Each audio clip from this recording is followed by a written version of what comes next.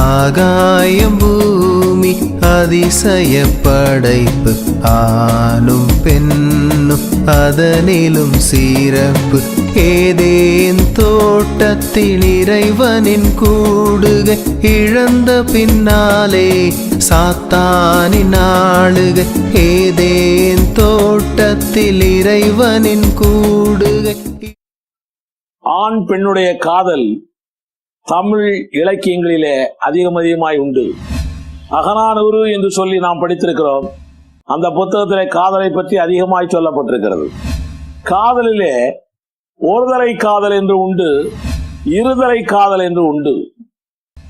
நாம் கிறிஸ்தவர்களுக்கான காதலை பற்றி தெரிந்து கொள்ள இருக்கிறோம். இப்பொழுது ரட்சிக்கப்பட்டு ஆவிக்குரிய சபையிலே வாழ்கிற நாம் தான் கிறிஸ்தவர்கள். இந்த கிறிஸ்தவர்களுக்கு இருதலை காதல்,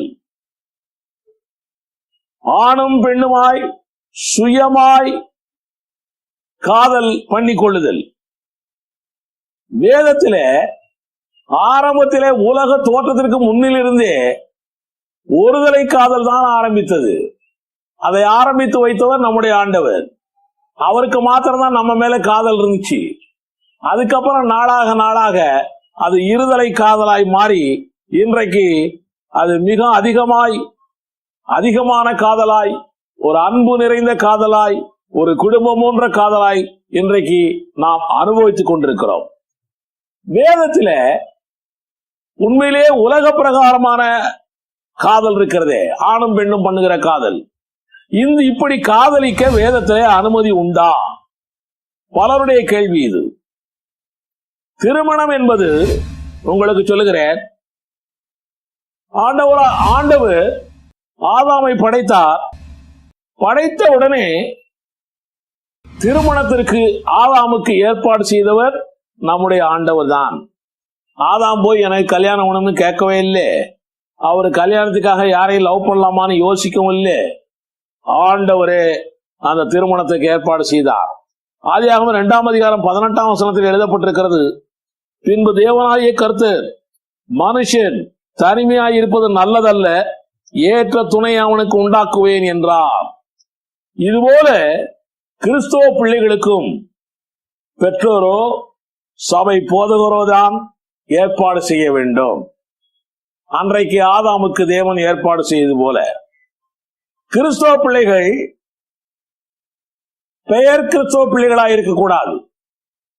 பாரம்பரிய ட்ரெடிஷனல் கிறிஸ்தவ பிள்ளைகளாக இருக்கக்கூடாது. ரட்சிக்கப்பட்டவர்கள் தான் கிறிஸ்தவர்கள். திருமணமே, தேவன் உண்டாக்குகிற திருமணமே ரட்சிக்கப்பட்ட கிறிஸ்தவர்களுக்குத்தான். ரட்சிக்கப்பட்ட கிறிஸ்தவ பிள்ளைகள் சங்கீதம் 1ஆம் சங்கீதத்தில் சொல்லப்பட்ட 1-2 வசனங்களின்படி வசன காதல் உள்ளவர்களாக இருக்க வேண்டும். வசனத்தின் மேலே அவர்களுக்கு அதிக காதல் இருக்க வேண்டும். முதல்ல வசனமாகிய இயேசுவின் மேல் காதல், அதற்கு பிறகுதான் உலகத்தில் உள்ள மற்ற ஆண் பெண்ணின் மேலே காதல். ஈசாக்கு என்ற ஒரு தேவ மனுஷன் இருந்தார். இந்த ஈசாக்கு இயேசுவுக்கு நிழலாட்டம் என்று வேதம் சொல்லுகிறது. எபிரேயர் 11ஆம் அதிகாரத்தில் 17 முதல் 19 வசனங்களை வாசிக்கிறேன், கேளுங்கள். மேலும் விசுவாசனாலே ஆபிரகாம் தான் சோதிக்கப்பட்ட போது ஈசாக்கை பலியாக ஒப்புக் கொடுத்தான். ஈசாக்கு நிலத்தில் உன் சந்ததி விளங்கும் என்று அவனோட சொல்லப்பட்டிருந்ததே. இப்படிப்பட்ட வாக்குத்தத்தங்களை பெற்றவன் மரித்தோரிலிருந்து எழுப்ப தேவன் வல்லவராய் இருக்கிறார் என்று எண்ணி தனக்கு ஒரே பேரானவனையே பலியாக ஒப்புக் கொடுத்தான். மரித்தோரிலிருந்து அவனை பாவனையாக திரும்பவும் பெற்றுக் கொண்டான். இதுதான் ஆதியாகமம் 22ஆம் அதிகாரத்திலையும் சொல்லப்பட்டிருக்கிறது. இவனுக்கு, இந்த ஈசாக்குக்கு எலியேசர் மூலமாய் ஆபிரகாம் ஒரு மணவாட்டிக்கு ஏற்பாடு பண்ணுகிறார். அங்கே லவ் என்ற பிரச்சனையே வரவில்லை.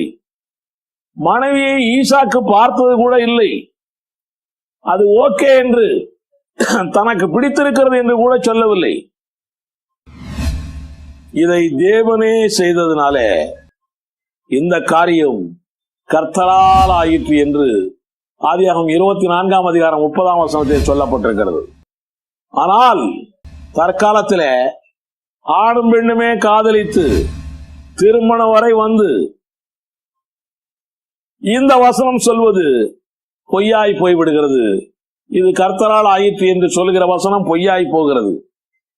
நிறைய பேர் இது கர்த்தரால் ஆயிற்று என்று அவர்கள் அறிந்தோ அறியாமலோ அவருடைய பத்திரிகை கார்டுகளிலும் போட்டுக் கொள்கிறார்கள். எப்போது காதலிக்க வேண்டும் தெரியுமா? காதலிக்கிறதுக்கு ஒரு வரைமுறை இருக்குது, டேட்டு டைம் எல்லாம் இருக்குது. எப்போது காதலிக்க வேண்டும் தெரியுமா? ஆதியாகமம் 24ஆம் அதிகாரம் 67ஆம் வசனத்தை வாசித்தோம் என்றால், அப்பொழுது ஈசாக்கு ரெபேக்காளை தன் தாய் சாராளுடைய கூடாரத்திற்கு அழைத்து கொண்டு போய் அவளை தனக்கு மனைவியாக்கி கொண்டு அவளை நேசித்தான். திருமணமான பிற்பாடுதான் லவ் பண்ணணுமா? திருமணத்துக்கு முன்னாலே லவ் பண்றது தேவையில்லை என்று கிறிஸ்தவ வேதம் சொல்லுகிறது. சிலர் சொல்லுகிறது யாக்கோபு காதலிக்கவில்லையா? பலருடைய கேள்வி இது. யாக்கோபு காதலிக்கவில்லையா? உண்மைதான், யாக்கோபு காதலித்தான். அதன் நிலைமை என்ன தெரியுமா? முதல் திருமணம் காதலித்தவளோடு இல்லை, வேறொருத்தியோடு திருமணம் முடிந்தது. 7 ஆண்டுகள் எக்ஸ்ட்ரா அவன் ஆடு மேய்க்க வேண்டிய கட்டாயத்துக்குள் அவன் உள்ளானான். திருமணம் நடந்த பொழுதும் அவனுக்கு அப்பா அம்மாவே இல்லை. அப்பா அம்மா எங்கோ இருந்தாங்க, இவன் மாமா வீட்டுல கல்யாணம் நடக்குது.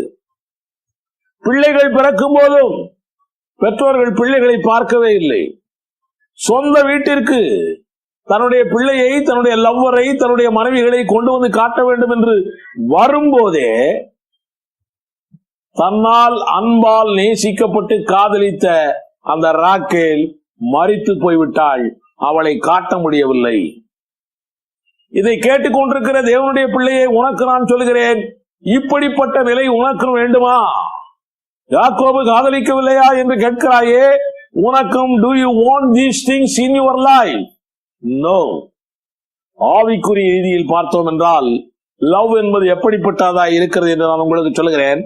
பிதா தன் குமாரனுக்கு மணவாட்டியை ஆயத்தமாக்க வேண்டும் என்பதற்காக ஆவியானவரை இந்த பூமிக்கு அனுப்பியிருக்கிறார். சபையாராகிய நாம் தான் மணவாட்டி, இயேசுவே மணவாளன். ஆவியானவரே எலியேசராய் இருந்து மணவாட்டியை பிடித்துக் கொண்டிருக்கிறார். ரகசிய வருகையில் நாம் எல்லாரும் இணைய போகிறோம். தம்மை இயேசு மணவாளன், நம்மை இயேசு மணவாளன் இதுவரைக்கும் அவர் கண்டுபிடிக்கவில்லை. இந்த பொண்ணை அவர் பார்த்து லவ் பண்ணி கண்டுபிடிக்கல. அங்கே ரெபேக்காள் ஈசாக்கு என்று ஒப்பு கொடுத்து நிச்சயதார்த்தம் போல காரியங்கள் நடந்தது. ஈசாக்குடைய அப்பா வீட்டில் அல்ல, ஆபிரகாம் வீட்டிலே அல்ல, ரெபேக்காள் வீட்டிலேயே நடந்தது போல நமக்கும் ஆண்டவராய் இயேசு கிறிஸ்துவுக்கும் நிச்சயதார்த்தம் இயேசு கிறிஸ்துடைய பரலோக வீட்டிலே நடக்காமல் இந்த பூமியிலே நடந்து முடிந்திருக்கிறது. அது ஞானஸ்தானம் என்ற சடங்கின் மூலமாய் முடிந்திருக்கிறது. 1 பேதுரு 3ஆம் அதிகாரம் 21ஆம் வசனம் அப்படித்தான் சொல்லுகிறது. அதற்கு ஒப்பனையான ஞானஸ்தானமானது மாம்ச அழுக்கை நீக்குதலாயிராமல் தேவனை பற்றும் நல் மனச்சாட்சியின் உடன்படிக்கையாய் இருந்து இப்பொழுது நம்மையும் இயேசு கிறிஸ்துவை உயிர்த்தெழுதலினால் ரட்சிக்கிறது. இப்படிப்பட்ட நிலைதான் வாலிபர்களுக்கு தேவை. வாலிப இச்சைகளை நாம் எல்லோரும் சிலுவையில் அறைந்து, கலாத்தியர் 5ஆம் அதிகாரம் 24ஆம் வசனம், கலாத்தியர் 2ஆம் அதிகாரம் 20ஆம் வசனத்தில் சொல்லப்பட்டது போல சிலுவையில் அறைந்து தம் எதிர்காலத்தை தேவன் கையில் விட்டுவிட வேண்டும். சங்கீதம் 31:15 அப்படித்தான் சொல்லுகிறது. யாராவது இந்த செய்தியை கேட்டுக்கொண்டிருக்கிற யாராவது இந்த நேரத்தில் நீங்கள் காதலித்துக் கொண்டிருந்தால் உங்களுடைய காதலை நிறுத்துங்கள். உங்கள் பெற்றோரிடமோ உங்கள் பாஸ்டரிடமோ போய் சொல்லுங்கள். தேவனிடம் ஜெபியுங்கள். கர்த்தர் நிச்சயமாய் உங்கள் காதலை வாய்க்க செய்வார். தேவனுடைய பிள்ளைகளே, வாலிப சகோதர சகோதரிகளே, பெற்றோர்களே, தாய்மார்களே, உங்களுக்காகவும் சொல்லுகிறேன். நிச்சயமாய் இதை நீங்கள் கை கொள்ளுங்கள், கடைபிடியுங்கள். நம்முடைய கிறிஸ்தவ சமுதாயம் ஒழுக்க சீலர்களாய், உத்தம சீலர்களாய் வாழும் வளரும், வருகையிலே சேரும். ஆமென். ஏதேன் தோட்டத்தில் இறைவனின் கூடுகை இழந்த பின்னாலே சாத்தானின் ஆளுகை. இயேசுவை ஏற்றேன், இழந்ததை பெற்றேன். ஏதேன் தோட்டத்தில் இன்பத்தை கண்டேன். இயேசுவை ஏற்றேன், இழந்ததை பெற்றேன். ஏதேன் தோட்டத்தில் இன்பத்தை கண்டேன். ஆகா